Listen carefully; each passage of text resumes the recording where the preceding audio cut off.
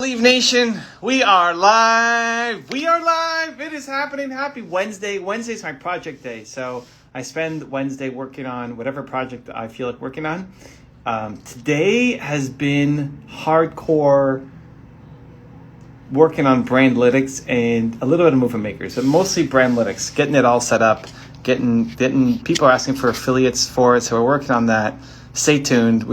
Anyway, it's super fun. But what do we got? We got Drew here in the house. We're going to bring him in. And happy Wednesday, guys. I'm excited. And there he is. Yo! Mr. Drew Hitchcock in the house. What's going on? I'm good, man. Drew's part of Movement Makers and Brandlytics. Got the duo going on. The double whammy. Are you standing on your trampoline there? I don't have a trampoline. Oh, you're just standing up? I just have a standing desk, yes. Oh, you just have low ceiling? No. Yeah, my ceilings are just like super low. Really tall. It's like, yeah, well, 6'3" doesn't help that, but yeah. I thought you were on a trampoline the whole time. No. Got it. All right. Okay. So I talked to Drew a lot because Drew is part of my he joins us on our gaming channel. So we're doing a stream tonight at 6. And he sometimes is the quiet guy in the background, or sometimes gets very opinionated and has to speak up. But what are we doing here today? How can I help? Drew, what do you got? I was going to say, just like sometimes I'm the carry and sometimes I'm the feeder, so. So I think when I originally signed up for this, it was going to be a conversation around scaling and that kind of thing. But I feel like it's funny, like when I originally signed up for this, I was in a very different place than how things have progressed over the last like couple weeks even. So we hired a video editor on. So now some video editing is getting done, and I'm starting to like see kind of like the light at the end of the tunnel. In like just realizing like I don't have to do everything. So it's been just kind of a fascinating journey kind of going through that. And then a project from a year and a half ago that I thought was dead in the water finally came to fruition. So I am now an author and have my own author page on Amazon. We were #1 best-selling in small business, #2 in entrepreneurship, and #3 in starting a business last night, which was kind of exciting. So yeah, this conversation, I'm just like, there's a lot of different places we could take this, and you tell me, man. Where do you want to go? So I guess so. It's funny. So when I wrote the chapter for that book and was kind of like thinking that was going to go live a year ago, I had a very different idea and thought about like where I ultimately wanted my business to go. Back then, I was more focused on like, how do I create a course? How do I create, kind of like a group, kind of like an accountability coaching program where it's like, I think one of the biggest struggles that a lot of people have is just, when you're out doing your own thing, it's hard to stay grounded and really working toward what it is that you're trying to build and having kind of that mission-based, and just having somebody to poke you and spur you along and say, hey, these are things you should be looking at. That was kind of like the direction that I was going. And then things kind of went a 180 and I got deep into the consulting world, helping out people grow their YouTube channel. And I guess the question that I would have for you is, it's like, in light of that project kind of doing well, and like, what I'm afraid of is splitting focus. Mm-hmm. It's like, I want to crush it for my clients. Like, that's what I want. That's what I want to do. But at the same time, I also know that the ideas and thoughts that I've executed on and kind of demonstrated have the potential to help a lot of people. So it's kind of that balance between, how do I ensure that I continue to crush it with the clients that I'm working on with, but also, kind of feed that desire to like help more people. What was the name of the book? So the 6-figure roadmap was the name of the book.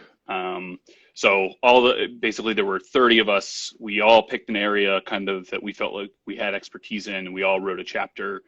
And there's a lot of really, really interesting chapters in there. Mine was more along the lines of getting clarity. And I would for clarity. Well, the thing is like clarity comes in a lot of different forms, in my opinion, where like, I'm just pushing you. Yeah.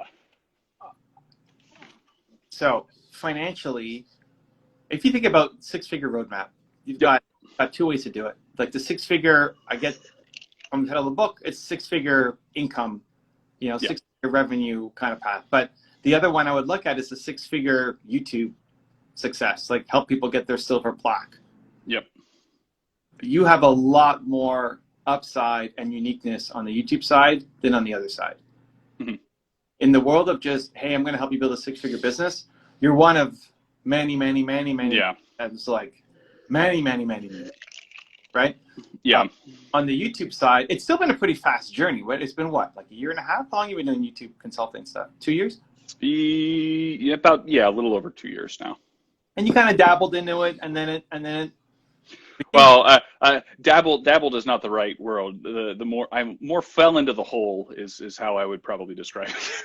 Right, but it's like you offered to help somebody. You still had a full-time job.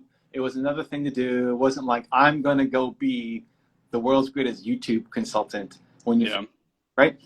And now it's shifting towards those lines. So you could make a lot more money in YouTube, and there's a window. There's a limited window. Like there are so few people who know what they're actually doing mm-hmm. in YouTube consulting, and you could, especially inside of thought leadership, which is what more you do. It's not like, hey, I'm going to help you with your slime or something. Yeah. There's so many people you could build, depending on your ambitions, a super successful, $300K a year job. Yep. Or $1 million plus business with a team of people. Yeah. That's high margin, right? I mean, there's no way someone who's 2 years in on a business, for the most part, should make the money that you could make out of this. Yeah. Right? So there's a window, and that will close, right? In 5 years, it might be something else. In 5 years, people may not be caring as much about YouTube, or 10 years or whatever. Right now, there's a big push for thought leaders to get into it. A lot of the thought leaders that you and I both know have had, some of the people I've helped have had a channel for longer than me. Yep. They've been on it. They've had stuff, but now suddenly, maybe a decade later, now they're starting to take it seriously. So you've got to go here to really push hard if you want to. The only reason why I would go do the other stuff is if it's just this burning desire. Because if you can build up your YouTube side, focus on it, build a giant nest egg, that helps you then go do everything else after. Yeah. If you've built the structures and the team and you have people around you and you have a lot more money, that allows you to then do whatever. You have your own book, have your own podcast, have your own channel, or do consulting, like whatever you want to do at scale, because you've got a lot of money already in the bank. Mm-hmm. So I would delay the entrepreneurship stuff, the six-figure business stuff, unless it's just like you got to do it. Like it's so. Well, it's like, fundamentally speaking, I feel like a lot of the conversations that I have with people who are not like my direct client person, I feel like I have a lot of wisdom and advice to give them, but obviously it's like they're not at the level where it's like it makes sense for me to come on board and look at their, like, what they're doing and how they're approaching their business. So it's like I'm just trying to figure out of like, how do I put something together that I can still utilize as kind of like a resource for people without it like taking up my time. It's kind of like creating the leverage ultimately. So first off, somebody's asking here, what's the name of your YouTube business? So just look up Drew Hitchcock, or just follow him and DM him, and he might be able to help you. There's a couple ways to do it. There's wait for opportunities to come to you, like books, like you could be a part of another book. You can be part of somebody else's show, but it won't happen that much. I mean, even as you build your YouTube career, helping other entrepreneurs, you might get asked to join somebody. Well, you got asked to join somebody's podcast. Yeah, I'll be on a podcast tomorrow. Yeah. So whatever, it's not Joe Rogan, but it's a podcast, and it's the starting point. That's how it starts. And as you continue to build your business and just make your way in the entrepreneur world, you'll start getting asked to be a part of different projects. They'll never be like the big ones. Yeah. Not what you could potentially do if you focus all your effort on it, but that's a way of continue to give back and help. You could easily do something like this on an once a week for 25 minutes, coaching somebody who's an entrepreneur, somebody who's read the book, make that as part of the bonus. Hey, you get into a draw to have a one-on-one with one of the authors to talk about how to build a six-figure business. And that trains you in coaching. Yeah. Well, I mean, like, it's funny because like when I originally joined that book, like, for me, it wasn't about, like, that isn't necessarily what I would consider my passion at all. It was hey, this is a platform where I feel like I can add a value in a way that, I mean, so in the book, there's 30 different topics, and I would say half the topics in probably a year or two are probably going to be completely out of date, just as a function of, like, there are things like, oh, this is what Facebook marketing looks like today. Not your section. Yeah, my section is more of an evergreen, like, I know that the things that I talk about are, like, time tested, and people 5 years down the line when they pick it up. Scratch the itch, man. Like, how much you need to scratch that itch? It is once a week talking to somebody for 25 minutes and just coaching them. Is that enough? Do you need time every single day to do something? I mean, like, for me, like, it's not a, like, I want to actively coach people. It's a, like, I'm more than happy to field questions and have conversations. It's not necessarily what I want as, like, the primary modality of my business, if that makes sense. So then just let it come to you. Okay. Don't focus. Opportunity by opportunity, right? Like, you're streaming with us 4 days a week. Sometimes you don't always show up, but most or like for an hour, or like Zane's committed, right? You're like, okay, I'll join. Oh, I got dinner on the table. Okay, I'm gonna go, right? Which is great. If that scratches the itch, you keep doing it. If that stops being fulfilling or not a good use of time, you move on and do something else, right? Like, just, you let the opportunities come to you, but you don't push super hard on it. Yeah. Super hard on the YouTube thing. That's 80% of your time. Go get better clients. Go get bigger clients. Go provide more services, and blow it up. Go build $1 million business out of it. Yeah, because kind of like where, at least in the last week or so, after hiring on my first editor and kind of touching the waters of hiring a designer, I, like, kind of see the vision of, like, oh, cool. Once I've got the team established, I could just simply have people plug in and say, cool, I need videos edited with all the design work, and you to just take care of it. Very much done for you.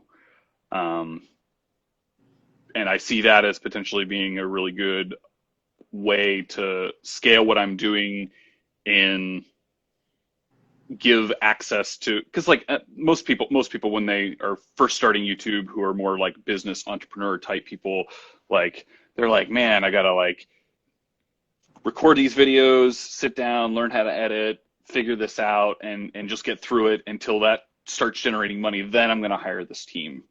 And I feel like a lot of people, that stunts the growth that they have and the potential that they have as a function of, like, I mean, I've seen it numerous times where it's like somebody really just says they're committed, goes for it, and the even just ad revenue that's coming in more than pays for the activity.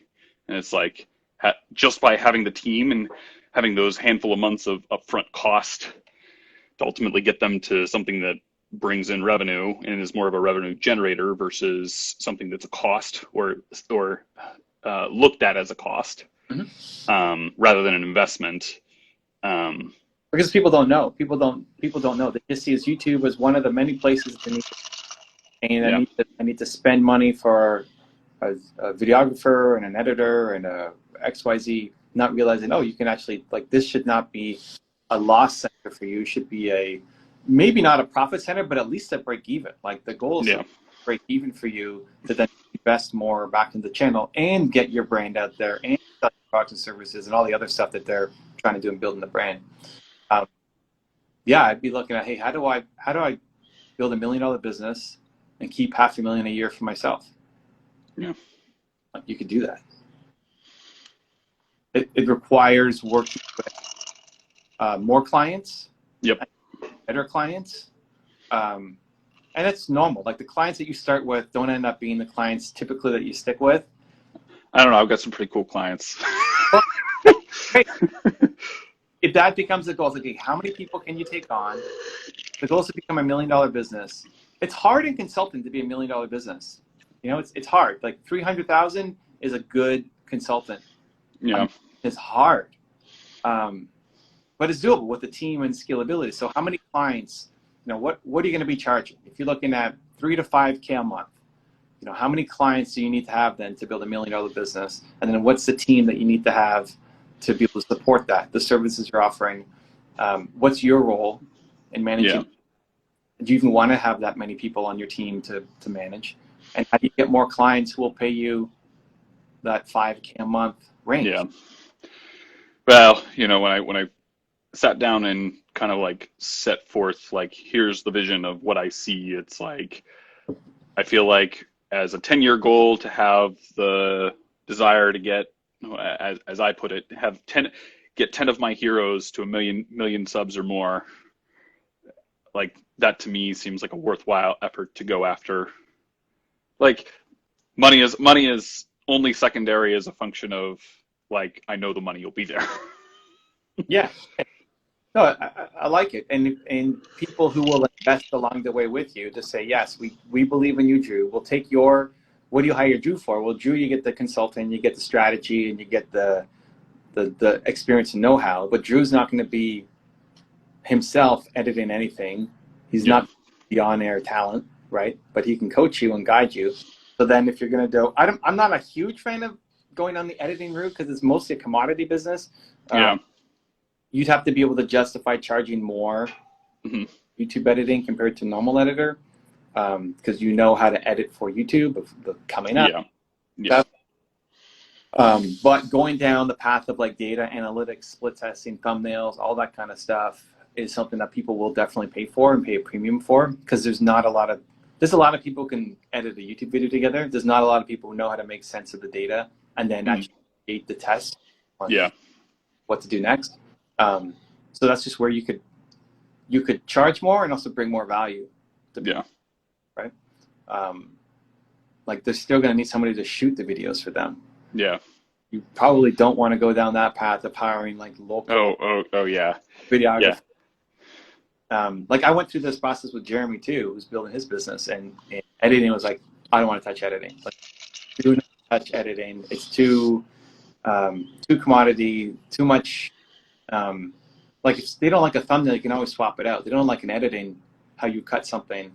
There's too much back and forth for just Yeah. And that's kind of one of the reasons why, like, the reason I brought the editor on, one is just to understand what's that process look like when you do hire out a thing. Like, right now we're testing the editor primarily on my wife's channel. She's got a small cooking channel, and it's been great because, one, she's editing on her iPhone versus somebody who actually, like, knows what they're doing. So it's like, to be able to literally just dump the entire video footage into a folder and just have, 2 days later have it show up as a, like, finished product that only has a couple of minor tweaks that can get fixed in, a quick turnaround. It's just been insightful, to say the least. I think, like, or even just time coding mashups. Mhm. Like, if you took, I don't know, any thought leader, you take their content and they've already made some content, and then you mash it up Yep. But they don't know what parts to look at. Like you just look at the data. Hey, this part from this video. They don't know what topics to do it on. That's one of the biggest value adds you can bring to any of your clients, because the most valuable asset is always their time. And asking them to make more videos is the hardest thing to do.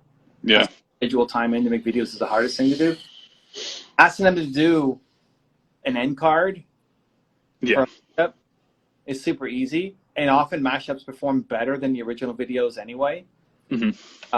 So that service of like, okay, you'd pitch that to a thought leader, like, all right, I love it. I get to double the output of videos on my channel. I have to do no extra work.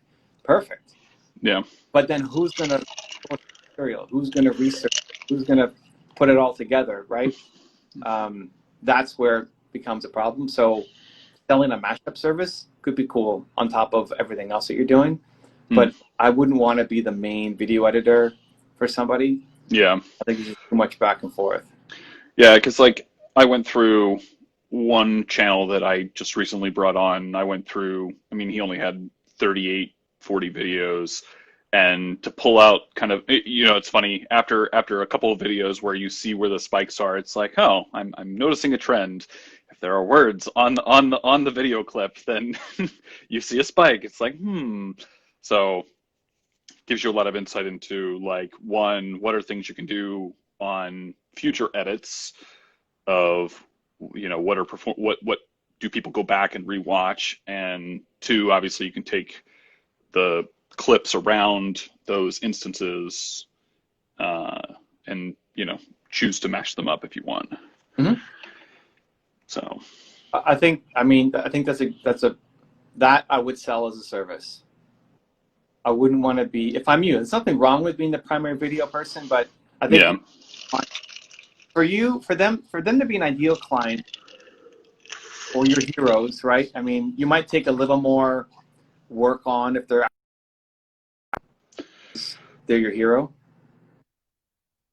But otherwise, I think they need to have a budget of $5,000 a month for you, and they need to be able to have a point person to deal with. Because if they're the point person, they just have too much on their plate to deal with.